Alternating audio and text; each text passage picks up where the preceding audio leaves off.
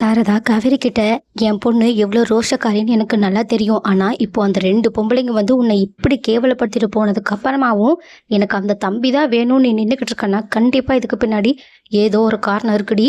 உண்மையை சொல்லு. என்ன கேட்க கூடாத, கேட்க வச்சிடாத. என்ன சொல்றியா இல்லை நான் கேட்கட்டுமான்னு கேட்க உடனே காவேரியும், ஆமாம்மா, நீ சந்தேகப்படுறது உண்மைதான். நான் விஜயோட புருஷன் பொண்டாட்டியா நடிச்சிட்டு மட்டும் இல்ல, புருஷன் பொண்டாட்டியா வாழ்ந்துட்டும் இருந்தேன். ஏன் இப்போ நான் கர்ப்பமாவே இருக்கேன்னு சொல்ல. இதை கேட்டுட்டு சாரதா பாட்டி கங்கான்னு சொல்லிட்டு எல்லாருமே ஷாக்காக, சாரதாவோ கோபத்துல, ஏண்டி வயிற்றுல அப்பனா பிள்ளைய வச்சுட்டு தான் என்கிட்ட நீ சத்தியம் பண்ணியா? உனக்கு கொஞ்சம் கூட வெக்கமா இல்லையான்னு கேட்க உடனே காவேரியும், இந்த மாதிரி தனக்கு கர்ப்பமா இருக்கிற விஷயமே இங்க வந்ததுக்கு அப்புறமா தான் தெரிஞ்சிச்சுன்ற உண்மையையும், அதே சமயத்துல விஜய்க்கு ரொம்ப நாள் கழிச்சு தான் தெரிய வந்துச்சு. ஏன் இங்க வந்து தங்கிட்டு இருக்கும் போதெல்லாம் விஜய்க்கு நான் கர்ப்பமா இருக்கிறதே தெரியாது.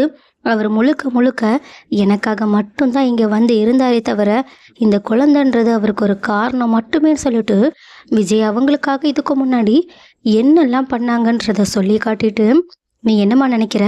நீயும் நான் விஜய் கிட்ட இருக்க பணத்துக்காக தான் அவரை விட்டு பிரியாமல் இருக்கணும்னு நினைக்கிறியா? கண்டிப்பாக இல்லைம்மா. ஏன்னா எந்த பொண்ணுக்கும் இந்த மாதிரியான ஒரு புருஷன் கிடைக்கிறது ரொம்பவே கஷ்டமா.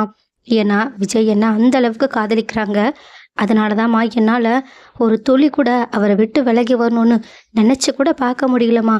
தயவு செஞ்சு நீ என்னை புரிஞ்சுக்கிட்டு தாம்மா ஆகணும், ப்ளீஸ்மான்னு சொல்ல உடனே குமரனும் பாட்டியும், ஆமாடி, என்ன இருந்தாலும் இதுக்கப்புறமா இவளால் அந்த தம்பியை விட்டு விலகவே முடியாதுன்ற அளவுக்கு ஆயிடுச்சு. அதனால பேசாம இவளை அவன் கூடயே சேர்த்து வச்சிடலான்ட்டின்னு சொல்ல சாரதாவும், சரி நம்ம அதை பற்றி யோசிக்கலாம். ஆனால் அதுக்கு முன்னாடி நான் விஜய் தம்பிக்கிட்ட பேசியாகணும், அவரை இங்கே வர சொல்லுங்கன்னு சொல்ல குமரனும் உடனடியாக விஜயை பார்க்கறதுக்காக கிளம்பி போயிடுறாங்க.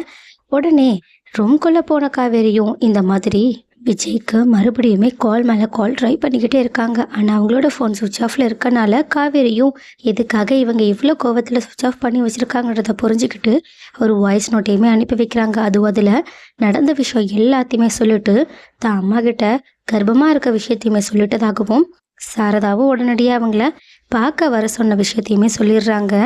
பட் இந்த பக்கம் வெளியே உட்காந்துருக்க சாரதாவும் பாட்டிக்கிட்ட, இவன் 4 மாசமா கர்ப்பமாக இருந்திருக்கா, ஆனால் எனக்கு ஒன்றுமே தெரியாமல் இருந்திருக்கு. ஏன் இவன் முன்னாடியே கங்காவை நான் பார்த்து பார்த்து கவனிச்சுக்கிட்டேன்னு யோசிக்கும் போதே எனக்கு அவ்வளோ கஷ்டமாக இருக்குது. ஏன்னா என் பொண்ணும் அவ்வளோ கஷ்டத்தை தானே அனுபவிச்சிருப்பான்னு ரொம்பவே சோகத்தோட சொல்ல பாட்டியும், நடக்கிறது நடந்திருக்கு, இதில் உன்னோட தப்பு ஒன்றும் இல்லைன்னு சாரதாவை சமாதானப்படுத்திக்கிட்டு இருக்காங்க. பட் இன்னொரு பக்கமும் இந்த மாதிரி நைட்டு வரைக்குமே வெளியவே சுற்றிட்டு இருந்த விஜயும் ஒரு வழியாக தன்னோட ஃபோனை சுவிட்ச் ஆஃப் பண்ணி காவேரி தனக்கு அனுப்புனா வாய்ஸ் நோட்டை வேண்டாம் வெறுப்போட கேட்டுக்கிட்டு இருக்காங்க.